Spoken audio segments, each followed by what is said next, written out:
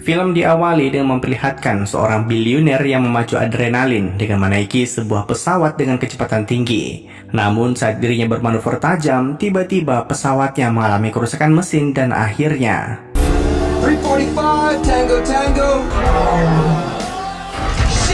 Shit. As far as anyone else knows. ternyata kecelakaan itu disengaja oleh pria tadi. Ia sengaja memalsukan kematiannya karena ingin menjadi hantu.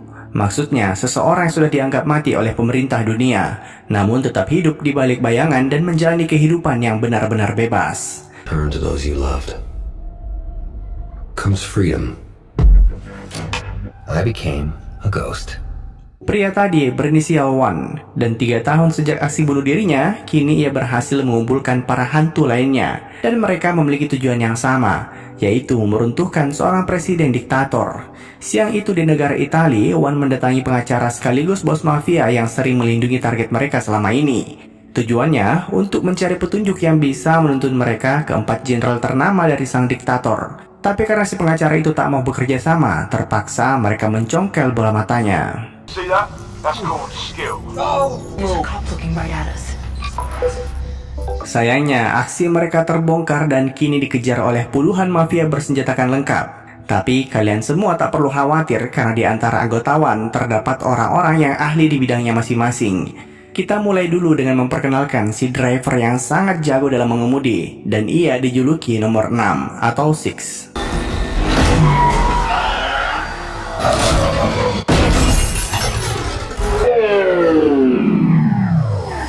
Lalu ada si nomor 2 yang seorang mantan agen CIA. Saat ini ia sedang terluka akibat habis menerima tembakan saat proses kabur tadi. Wanita yang benar-benar ahli dalam spionase dan tak kenal ampun dalam membantai setiap musuhnya.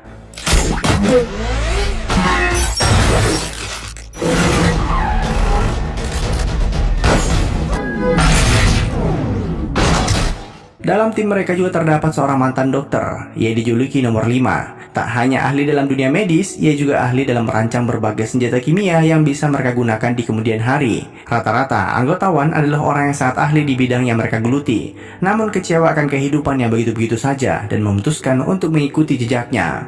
By the way, mereka semua berjumlah 6 orang, dan kita kembali diperkenalkan anggota tim lainnya yang seorang ahli parkour sekaligus pencuri jenius yang diberikan julukan nomor 4 atau 4. Right over you. Round the corner.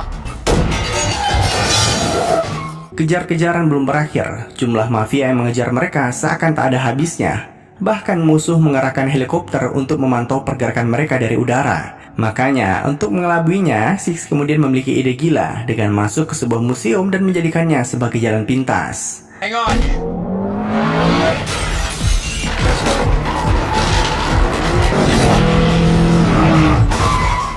By the way, melihat teman-temannya kesulitan untuk kabur, Four dibantu nomor 3 atau 3 memutuskan untuk menyusul dan membantu mengalahkan musuh dengan cara menembakkan sebuah pelontar granat ke salah satu mobil musuh. Tapi walaupun berhasil melancarkan serangan tadi, para mafia masih saja muncul dari berbagai arah. Salah satu dari musuh bahkan berhasil menembaki kaca mobil yang mereka kendarai dan membuat Six sulit untuk melihat jalur yang akan mereka lewati.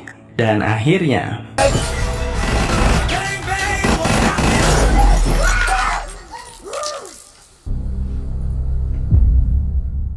Six mati dengan sangat mengenaskan. Tapi untung saja saat itu mereka sudah berhasil kabur dari kejaran musuh. Singkat cerita, saat di atas kapal, para anggota tim yang lain merasa iba akan kematiannya. Mereka bahkan tak tahu siapa nama asli Six, karena memang itulah peraturan dari tim ini, di mana mereka semua tak boleh lagi menggunakan identitas selamanya. He's a good man. We find a 7.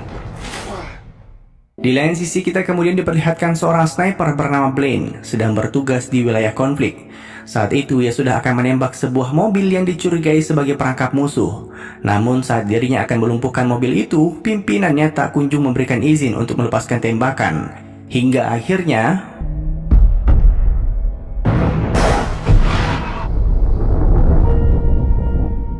akibat kejadian itu, puluhan temannya mati dan ia hidup dalam penyesalan karena tak berani menarik pelatuk senjatanya. Singkat cerita, beberapa waktu kemudian saat Blaine sedang terpuruk akan masa lalunya, ia didatangi oleh Wan. Seperti yang kita ketahui, anggota tim mereka sedang mengalami kekosongan dan Blaine adalah calon anggota yang baru. Namun syarat agar diterima sebagai anggota tim, Blaine harus mati terlebih dahulu. Dan akhirnya, ia memutuskan untuk memalsukan kematiannya dengan loncat dari sebuah kapal feri. Help you go after those guys. Beberapa waktu kemudian, Blaine menyaksikan pemakamannya sendiri. Terlihat ada banyak kerabat yang harus ia tinggalkan. Wan bilang, mulai sekarang Blaine hanya akan dikenal sebagai nomor 7 atau Seven. Markas mereka terletak di dalam pangkalan udara yang sudah tak beroperasi. Seven kemudian diberitahu kalau mulai sekarang ia tak boleh lagi berkomunikasi dengan siapapun kenalannya di masa lalu, karena ia telah mati. Jika ia lakukan, maka akan ada konsekuensinya. Tapi apa sebenarnya keuntungan dari memalsukan kematian mereka? Sebenarnya ada banyak, namun Wan menjelaskan tujuan utamanya di mana agar mereka bisa melakukan hal yang orang hidup tak bisa lakukan. Contohnya seperti misi yang mereka lakukan saat ini, dan itulah kebebasan. Right? When you're young, you lock it. Is what you choose. By the way, karena Seven adalah anggota baru, Wan menjelaskan misi mereka, di mana terdapat sebuah negara bernama Turkistan. Negara itu dipimpin oleh seorang presiden yang diktator bernama Rovak. Misi mereka adalah mengkudetanya, dan jika berhasil, adik dari sang presiden akan naik tahta. Nah, adiknya itu berseberangan dengan kakaknya. Selama ini, ia adalah pecinta demokrasi. Makanya, sampai saat ini, ia dikurung di suatu tempat yang tak diketahui oleh siapapun, kecuali 4 jenderal kepercayaan Rovak. Makanya, tugas mereka selanjutnya adalah memburu ke-4 jenderal tersebut. Democracy loving brother. He's the key. Hello to democracy-loving brother. Tapi kenapa Wan sangat ingin melakukan kudeta di negara Turkistan? Untuk menjawab hal itu, film mundur sedikit ke belakang, menceritakan masa lalu dari Wan, di mana sejak kecil ia adalah seorang anak yang jenius, bahkan berhasil membuat terobosan baru di bidang teknologi yang membuat hak ciptanya digunakan semua industri teknologi saat ini. Makanya, sejak muda ia sudah menjadi seorang biliuner. Sebagaimana orang kaya pada umumnya, mereka memiliki lembaga amal sendiri. Dan Wan sering turun ke lapangan untuk membantu masyarakat kurang mampu di berbagai belahan dunia. Kebetulan saat itu ia sedang mengunjungi kamp pengungsian masyarakat Turkistan yang berada di perbatasan. Di tengah kunjungannya, tiba-tiba sebuah pesawat tempur menjatuhkan bom maupun gas beracun dan menewaskan ratusan orang. Masyarakat tak bersalah itu dibantai karena dianggap sudah melawan pemerintah yang berkuasa.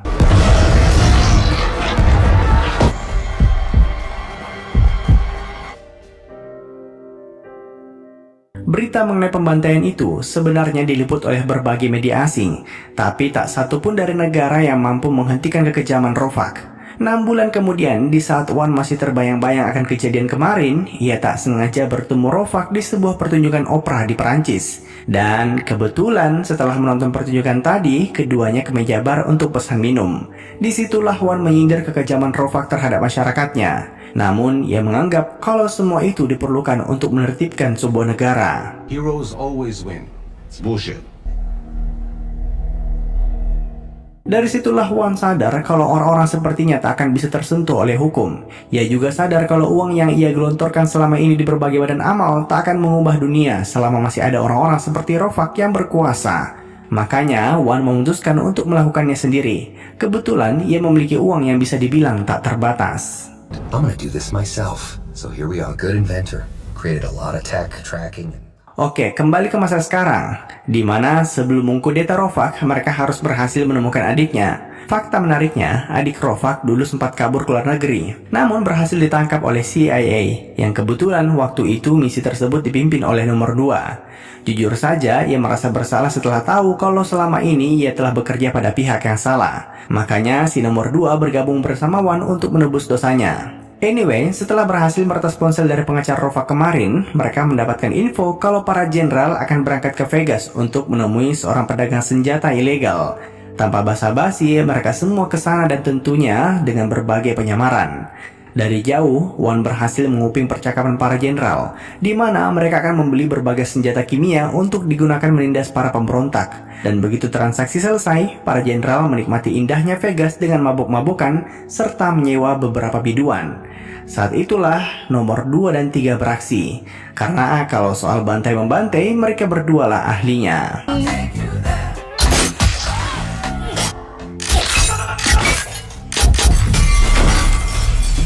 Mereka membantai semuanya kecuali satu orang, di mana ia dipercaya sebagai satu-satunya jenderal yang mengetahui lokasi adik Rovak saat ini. Tak perlu mengancam cukup jauh, si jenderal yang ketakutan langsung membeberkan informasi yang mereka inginkan. Dan setelah info itu didapatkan, apakah ia dibebaskan? Tentu saja tidak. Too late. The deal. Don't think, talk. 3, 2, 1. Setelah para jenderal kepercayaannya tewas, Rovak langsung mengumpulkan para calon penerusnya. Semua orang yang dianggap akan mendapatkan keuntungan dari kematian para jenderal kemarin langsung ia bunuh, walaupun itu bawahannya sendiri. I don't know who killed. Sedangkan adik Rovak selama ini ternyata disembunyikan di Hong Kong. Tanpa basa-basi, mereka semua langsung terbang ke sana. Anyway, selama perjalanan menuju Hong Kong, Seven sempat penasaran bagaimana mereka semua bisa menjadi sebuah tim. Four bilang One lah yang merekrut mereka satu persatu. Contohnya dia, waktu itu ia dan teman-temannya sedang berusaha mencuri sebuah perhiasan ternama dari seorang miliuner. Namun di tengah aksinya, Four dikhianati oleh teman-temannya dan membuatnya jatuh dari ketinggian.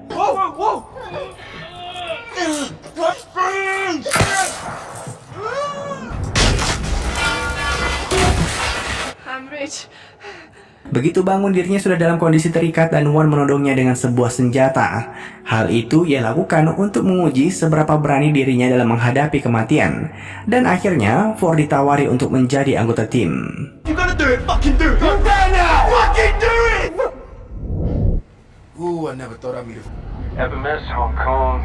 Engine start. Di lain sisi saat ini, Rovak sedang mengunjungi adiknya di Hong Kong. Selama ini, ia ditahan di sebuah penthouse yang berada di lantai 90. Rovak datang untuk memastikan kalau adiknya tak ada hubungan apapun terkait kematian 4 jenderal kesayangannya. Sampai saat ini, ia masih penasaran siapa yang berani melakukannya. Namun, Rovak berjanji, jika ia mati, maka para penjaga yang ia tugaskan di sana juga akan membunuh adiknya, demi memastikan pemerintahan yang ia pimpin tak jatuh ke dalam sistem demokrasi. Do you know anything about that? Harm should befall me, the same exact harm will befall you. Sedangkan Wan bersama timnya mulai mengatur rencana untuk menculik Murad, di mana mereka akan masuk ke penthouse melalui 2 jalur. Tim A akan masuk ke sana dengan menaiki sebuah kren, sedangkan tim B akan masuk melalui lift apartemen lalu mengalihkan perhatian penjaga saat Murad mereka bawa keluar. Yeah, I got the gun, smart ass. I got the target in his bed, scratching his ball.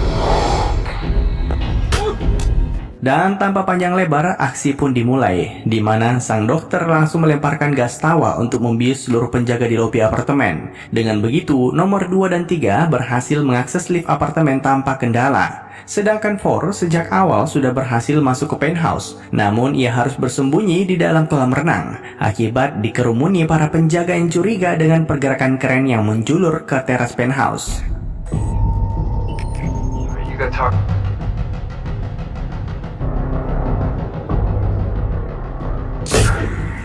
This the 7 from now on. Rencana sedikit berubah akibat Tri terkena efek dari gas tawa. Topengnya ternyata sejak tadi mengalami kerusakan dan kini ia seperti orang gila. Mau tak mau, si nomor 2 harus beraksi sendirian. Namun sebelum ia membuat kericuhan lewat pintu depan, Four berhasil memasang alat yang akan mengalihkan perhatian dari para penjaga. Dan begitu mereka terdistraksi, disitulah aksi dimulai.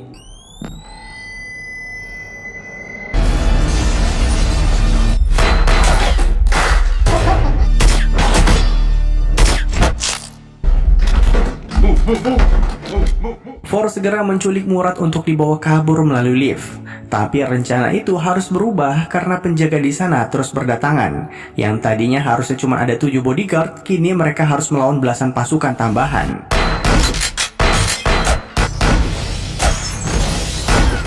Di lain sisi, suara gemuruh tembakan membuat polisi tak lama kemudian tiba di lokasi. Kini Murad tak bisa lagi dibawa kabur melalui jalur lift. Belum lagi, si nomor 2 dan 3 kesulitan untuk mengalahkan semua penjaga.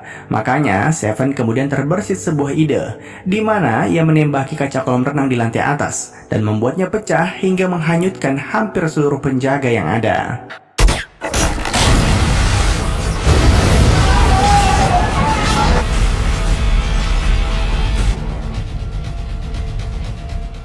Wan berhasil menyusul mereka dan langsung menumbangkan 3 penjaga sekaligus. Dari sana, mereka kemudian membawa kabur Murad menggunakan sebuah Flying Fox. Masalahnya, begitu mereka berhasil nyebrang ke gedung sebelah, para penjaga tak lama kemudian datang dan memotong tali tersebut, mengakibatkan For tak bisa kabur dari sana. Dan ada sebuah peraturan dalam tim ini, di mana jika salah satu anggota tim tertinggal, maka mereka harus menyelamatkan dirinya sendiri. Bahkan peraturan itu berlaku untuk Wan. I can't get across. We cut the zip. Alright, cast your leg sick, so let's avoid any... Bagaimanapun juga, For bukan orang biasa. Ia memiliki kemampuan parkour yang bukan kaleng-kaleng. Ia berhasil menyeberang ke gedung sebelah menggunakan bekas kren mereka tadi. Namun, bagaimanapun juga, teman-temannya sudah meninggalkan lokasi lebih dulu untuk menghindari kejaran polisi. Sedangkan For saat ini masih berusaha kabur dari para penjaga yang mengincarnya. Sekalipun ia berhasil menjaga jarak, namun para penjaga tak berhenti melepaskan tembakan, bahkan melemparinya dengan sebuah granat.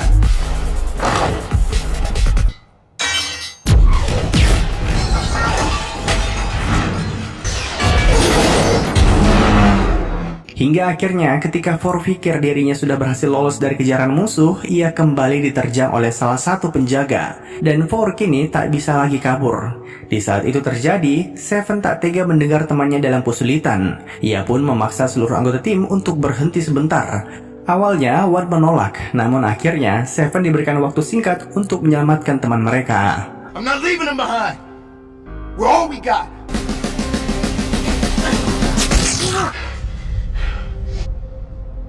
Akibat kejadian ini, Rovak langsung meminta bantuan intelijen Amerika untuk melacak siapa dalang dari penculikan adiknya. Namun, badan intelijen tak bisa menemukan siapa pelakunya. Dari semua hasil rekaman CCTV, mereka berhasil mengidentifikasi foto Five. Tapi mereka tak yakin itu dia karena berdasarkan data intelijen, harusnya Five sudah mati 5 bulan yang lalu. Belum lagi, Wan sangat ahli menghapus berbagai jejak digital anggota timnya dan membuat Rovak semakin kebingungan. They've cut them. And yet they walk the earth like you and me. If they exist, they can be made not to. Di lain sisi, kejadian kemarin membuat Seven terlihat sangat kecewa dengan Wan yang tega meninggalkan anggota timnya. Namun Wan mengingatkan kalau mereka semua bukanlah keluarga, melainkan hanya sekelompok orang dengan tujuan yang sama. Dan itulah alasannya mengapa mereka hanya menggunakan inisial angka sebagai panggilan satu sama lain. Tapi Seven tetap ngotot, bahkan berhasil mempengaruhi anggota tim yang lain untuk mengungkapkan nama asli mereka. I'm Javier. Kenny. I'm Blaine. I just saved your life. Let's go. Let's go. 4 hari sebelum rencana kudeta dimulai, Wan bersama timnya sudah berhasil tiba di Turkistan dan mereka mulai melakukan perannya masing-masing. Tapi kunci dari keberhasilan rencana ini adalah Murad, di mana ia harus yakin bisa menggantikan kepemimpinan kakaknya. Makanya Wan berusaha sebisa mungkin meyakinkan Murad bahwa rencana mereka akan berhasil. Rencananya mereka akan meretas TV nasional Turkistan dan Murad akan berbicara langsung ke seluruh masyarakatnya bahwa sekarang waktunya untuk melakukan pemberontakan. Because none of this matters if you don't step up. They will catch all of... State-run television. And you're gonna be our new spokesperson. Di lain sisi, anggota nomor 2 dan 3 telah berhasil memasang bom berbentuk lilin di beberapa patung Rovak di tengah kota. Sedangkan Wan bersama Seven pergi ke pusat jaringan listrik kota, di mana mereka berhasil meyakinkan pegawai di sana untuk melakukan uji daya. Padahal diam-diam meretas sistemnya. Dengan begitu, nantinya mereka akan berhasil mematikan seluruh daya di istana presiden. Begitu seluruh listrik istana mati, maka sesuai protokol, Rovak akan diungsikan ke kapal mewahnya sebagai benteng terakhir. Dan saat itulah mereka akan menumbangkan Rovak. Dan singkat cerita, hari yang ditunggu pun tiba. It's time for a revolution. For some... Rise up and let's... Masyarakat mulai turun ke jalanan, jaringan listrik di istana mati dan berbagai ledakan membuat Rovak segera diungsikan menuju kapal mewahnya. Tri diminta untuk mengikuti rangkaian musuh dari belakang. Ia dibuat kaget melihat Rovak yang tanpa ragu menembak barisan demonstran, bahkan memerintahkan pesawat tempur untuk menembaki warganya sendiri. It's traditional ordnance with sarin VX. So this... Sedangkan Wan bersama anggota tim yang lain sudah bersiap di dekat dermaga. Ford ditugaskan lebih dulu untuk mensabotase sistem jangkar kapal, dengan begitu Rovak tak akan bisa kabur kemana-mana. Sedangkan One dan Seven mulai menembaki musuh demi mengalihkan perhatian para penjaga, sehingga Tri bisa leluasa masuk ke ruang nahkoda untuk mensabotase sistem kapal. Tak sampai di sana, Murad juga berhasil masuk ke dalam istana dan meyakinkan para petinggi militernya untuk ikut melakukan kudeta. On your knees. All right. Show me your hands, por favor. We will bring peace to our beloved country. Singkat cerita, mereka semua berhasil menyusup ke kapal. One sejak awal menyiapkan sebuah senjata pamungkas dengan menjadikan kapal musuh sebagai magnet berkekuatan tinggi. Makanya, sejak awal ia dan timnya hanya memakai pakaian maupun senjata yang terbuat dari plastik. Sayangnya, saat One sudah akan menggunakan senjata pamungkasnya, tiba-tiba HP-nya terjatuh dan error. Sedangkan posisi mereka saat ini sudah mulai diketahui oleh para penjaga, hingga akhirnya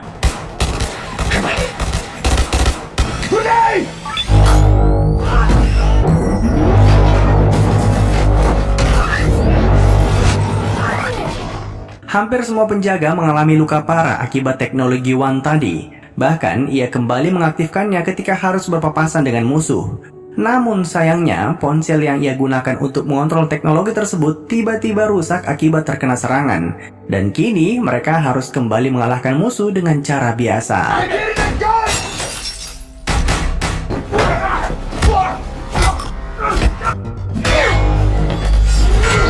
Entah bagaimana bisa, tapi kapal yang mereka naiki mulai bergerak. Makanya, mereka harus berpencar untuk segera menemukan persembunyian Rovak. Di lain sisi, One harus bertarung dengan ajudan Rovak yang terkenal paling brutal.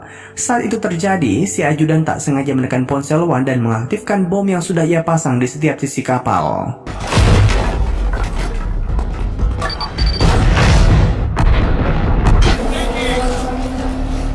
Sebenarnya nomor 5 berhasil menemukan lokasi Rovak, namun ia tak berani menghentikannya karena masih ada beberapa pasukan yang menjaganya. Terlihat ia berhasil kabur dari kapal menggunakan sebuah Sukoci. Di saat yang sama, sejak tadi Ford dikejar oleh beberapa penjaga dan ia dikeroyok habis-habisan. Umumnya, di situasi seperti ini, One akan mengutamakan misi mereka, yaitu dengan mengejar Rovak dan menelantarkan Ford. Tapi kali ini berbeda. Nampaknya kata-kata Seven kemarin berhasil mengubah pendiriannya.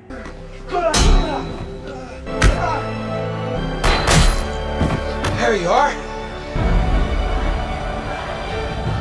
Tak lama kemudian, sebuah helikopter menjemput Rovak di tengah lautan. Ia terlihat sangat senang karena berhasil kabur. Tapi yang ia tak sadari adalah pilot dari helikopter itu ternyata adiknya sendiri. Sedangkan seluruh pasukan di dalamnya adalah One dan kawan-kawannya. Ternyata sebelum menjemput Rovak, tadi Murad sempat singgah di kapal untuk menyelamatkan One dan timnya. I was thinking of... Who are you? Misi mereka berhasil, namun pertanyaannya, apa hukuman yang pantas bagi Rovak?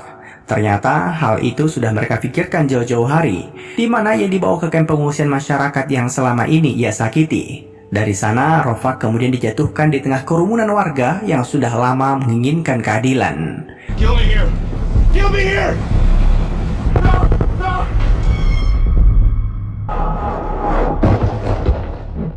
Kini negara Turkistan dipimpin oleh Murad. Masyarakatnya bebas menyuarakan pendapat dan tentu saja semua itu berkat sistem pemerintahan yang berseberangan dengan almarhum kakaknya. Di akhir film kita diberitahu alasan sebenarnya mengapa One memalsukan kematiannya. Karena ternyata selama ini ia memiliki seorang anak. One sadar jika ingin mengalahkan orang-orang paling berbahaya di muka bumi, maka ia harus memastikan orang yang ia sayangi tak terkena dampak dari tindakannya.